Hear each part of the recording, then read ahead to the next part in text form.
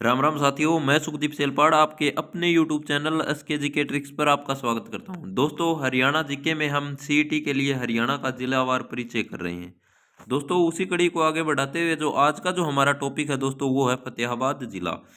फतेहाबाद जिले को आज हम पूरा करेंगे दोस्तों, और बहुत ही आसान तरीके से हम याद करेंगे।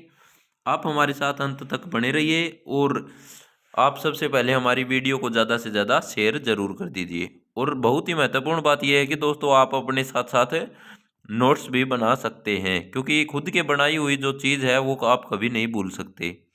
तो दोस्तों, ये वीडियो सीईटी और हरियाणा के किसी भी एग्जाम के लिए और एचटेट के लिए बहुत ही महत्वपूर्ण साबित होने वाली है। तो चलिए दोस्तों, बिना किसी देरी के हम शुरुआत करते हैं।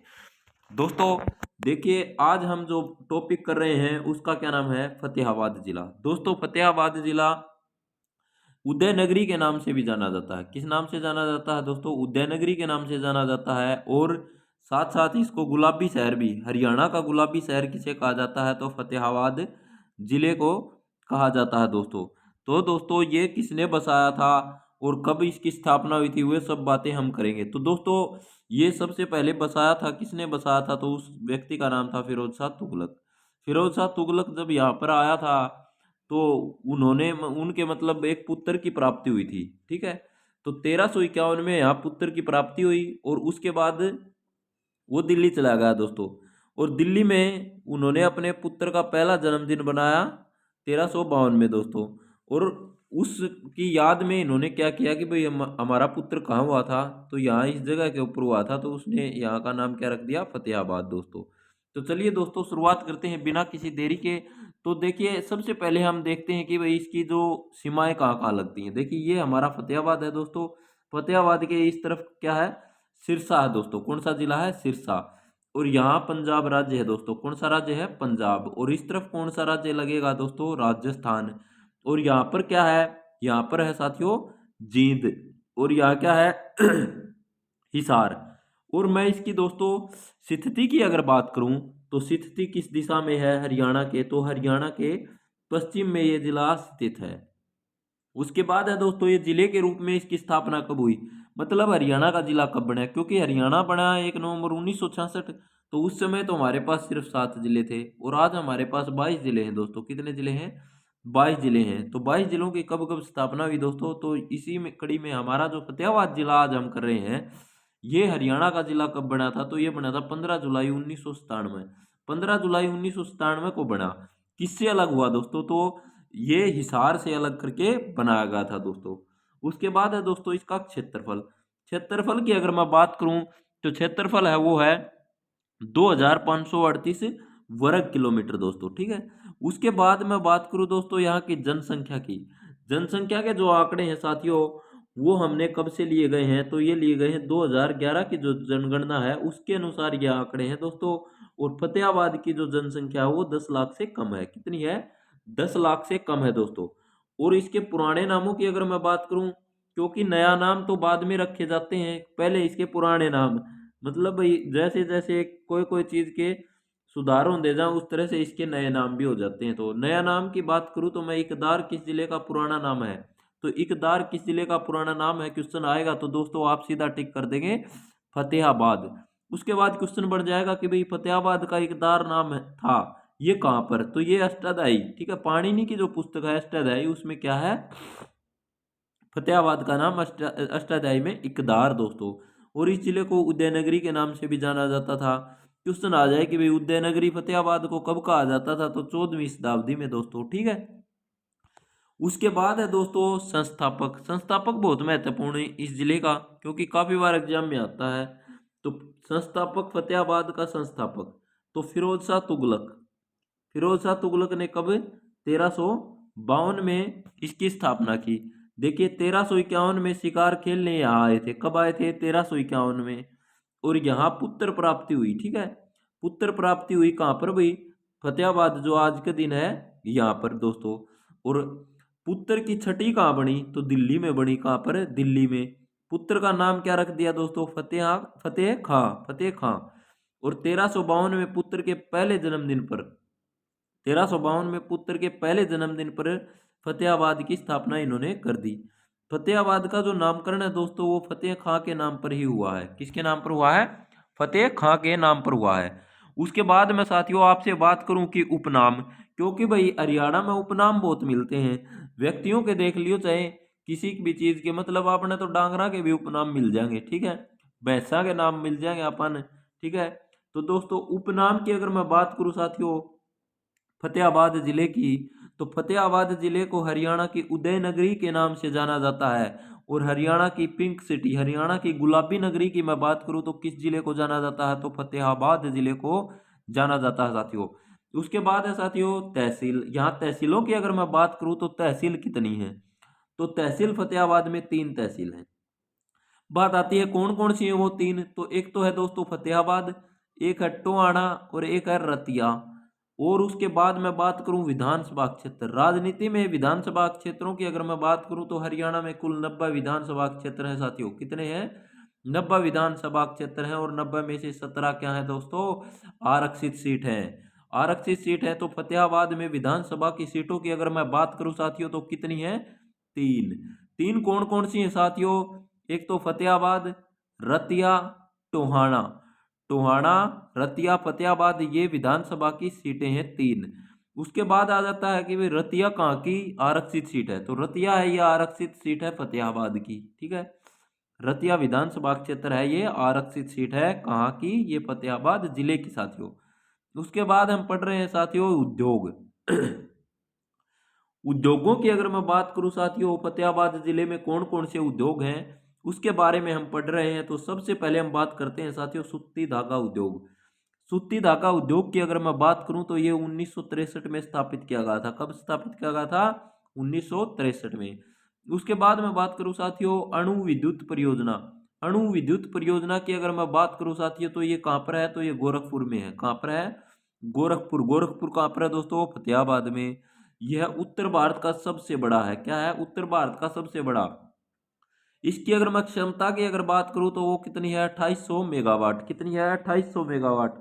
2800 मेगावाट है। तो इसकी जो यूनिट है वो 700 की 4 यूनिट है दोस्तों। 700 मेगावाट की 4 यूनिट है दोस्तों। उद्घाटन इसका कब हुआ? उद्घाटन की अगर मैं बात करूं तो साथियों वर्ष 2014 में इसका उद्घाटन हुआ। उसके बाद है दोस्तों यहाँ के प्रमुख मंदिर। मंदिर ज्यादा यहाँ है नहीं, जो एग्जाम में पूछे जाते हैं उनके बारे में हम पढ़ रहे हैं साथियों। फतेहाबाद में कौन कौन से मंदिर हैं? तो सबसे पहले हम बात करते हैं दोस्तों राणाधीर। राणाधीर मंदिर की अगर मैं बात करूं साथियों तो ये फतेहाबाद के भुन्ना में है। कहां पर है? फतेहाबाद के भुन्ना में साथियों।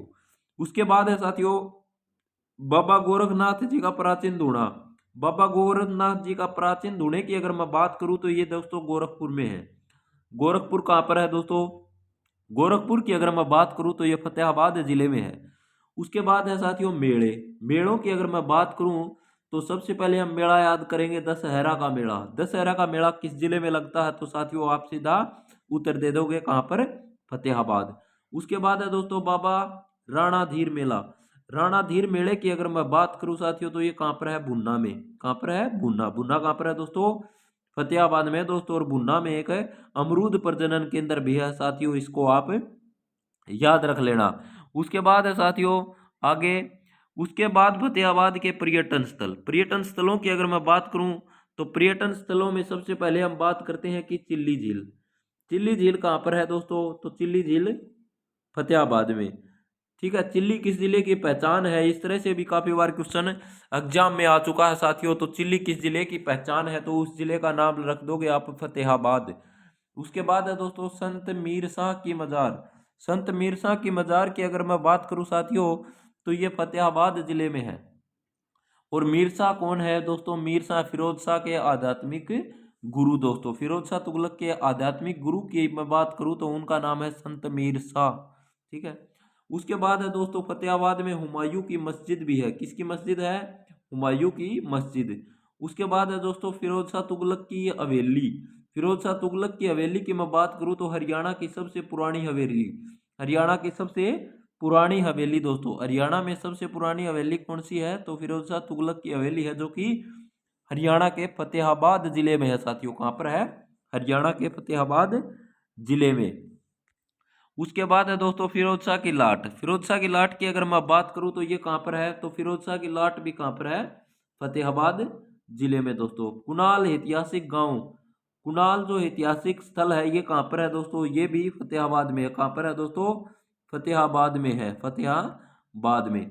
उसके बाद है दोस्तों पपैया पर्यटन स्थल। पपैया पर्यटन स्थल की अगर मैं बात करूं तो ये भी कौन से जिले में है, तो ये फतेहाबाद जिले में है।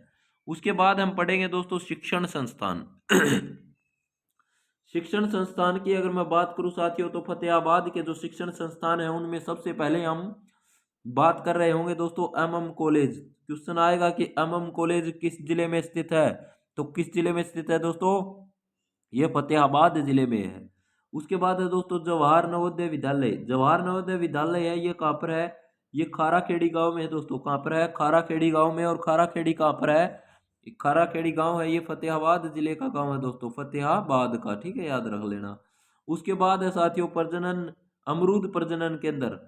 अमरूद प्रजनन केंद्र की अगर मैं बात करूं साथियों तो ये कहाँ पर है, भुन्ना में। कहाँ पर है, भुन्ना में। उसके बाद है दोस्तों बाबा गुरु गोरखनाथ कछुआ संरक्षण केंद्र। बाबा गुरु गोरखनाथ कछुआ संरक्षण केंद्र है ये कहाँ पर है, काजलहेड़ी में है। काजलहेड़ी कहाँ का है दोस्तों, तो ये भी कहाँ का है, फतेहाबाद जिले का। उसके बाद है साथियों फतेहाबाद के जो व्यक्तित्व हैं उनकी हम बात करेंगे। फतेहाबाद में व्यक्तित्वों की अगर मैं बात करूं तो सबसे पहले हम बात करते हैं दोस्तों उदयचंद। किसकी, उदयचंद। उदयचंद की अगर मैं बात करूं तो दोस्तों ये किस क्षेत्र से हैं, तो ये कुश्ती के क्षेत्र से हैं।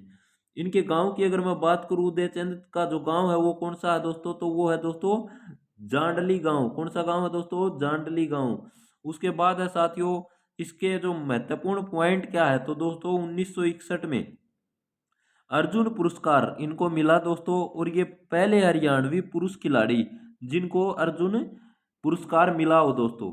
उसके बाद साथियों हम बात करते हैं मुंशीराम। मुंशीराम की अगर मैं बात करूं तो दोस्तों ये जांडली गांव से हैं और कवि हैं। क्या है, कवि हैं दोस्तों। और जांडली गांव है दोस्तों कहाँ पर है दोस्तों, फतेहाबाद जिले में। उसके बाद है दोस्तों सारा गुरपाल। सारा गुरपाल की अगर मैं बात करूं साथियों तो सारा गुरपाल है ये पंजाबी मॉडल और अभिनेत्री हैं दोस्तों, मॉडल अभिनेत्री हैं दोस्तों ये, ठीक है। उसके बाद है साथियों गुरकीरत, सॉरी गुरकीरत नहीं, मनकीरत। उसके बाद मैं साथियों बात करूं कि मनकीरत, मनकीरत ओखल। मनकीरत ओखल की अगर बात करें तो दोस्तों ये क्या है, पंजाबी सिंगर। और ये कहाँ से हैं दोस्तों, बहबलपुर से हैं। कहाँ से हैं, बहबलपुर से हैं दोस्तों। उसके बाद है दोस्तों हम बात करते हैं सुलक्षणा पंडित। किसकी, सुलक्षणा पंडित। सुलक्षणा पंडित की अगर बात की जाए तो दोस्तों ये बॉलीवुड अभिनेत्री हैं। क्या है, बॉलीवुड अभिनेत्री हैं दोस्तों। और इनका जो गांव है वो कौन सा है, जो पीली मंडोरी है दोस्तों। जो पंडित जसराज सिंह का भी गांव है दोस्तों, पंडित जसराज जी का गांव भी कौन सा है, पीली मंडोरी। उसके बाद है दोस्तों प्रियंका बेनीवाल। प्रियंका बेनीवाल की अगर बात की जाए तो दोस्तों हरियाणा में प्रथम महिला कमर्शियल पायलट। और इनका जो गांव की अगर मैं बात करूं साथियों तो इनका गांव कौन सा है, सुल्ली खेड़ा। कौन सा गांव है, सुल्ली खेड़ा। उसके बाद है साथियों रेखा रानी। रेखा रानी की अगर मैं बात करूं तो 2015 में सबसे कम उम्र की महिला सरपंच, हरियाणा में सबसे कम उम्र की महिला सरपंच एक क्वेश्चन आया था एग्जाम में, तो उसका क्या नाम था, रेखा रानी। और दोस्तों ये किस गांव की थी दोस्तों, ये है चबला मोरी गांव की। कहाँ की, चबला मोरी गांव की दोस्तों। और ये कहाँ पर है, ये फतेहाबाद जिले में है दोस्तों। उसके बाद हम बात कर रहे हैं दोस्तों एक बहुत ही महत्वपूर्ण व्यक्ति, और उस व्यक्ति का नाम है दोस्तों पंडित जसराज शर्मा। पंडित जसराज की अगर बात करें दोस्तों तो इनका गांव है पीली मंडोरी। कहाँ पर है दोस्तों, पीली मंडोरी, फतेहाबाद जिले का ये गांव है दोस्तों। उसके बाद दोस्तों हम इनके बात करते हैं इनके जन्म की।